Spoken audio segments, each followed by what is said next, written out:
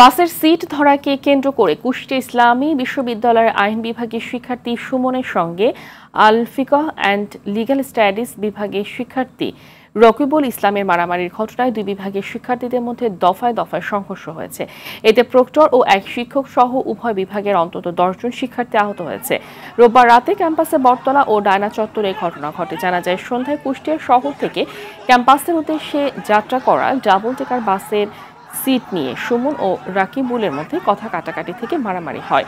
কিছুক্ষণ পর বাসটি ক্যাম্পাসে প্রবেশ করে সুমনের ডাকে আইন ও রাকিবের ডাকে আল ফিকহ অ্যান্ড লিগ্যাল স্টাডিজ বিভাগে শিক্ষার্থীরা জড়ো হলে প্রক্টর অভিযুক্তদের নিয়ে বিষয়টি সমাধান করে।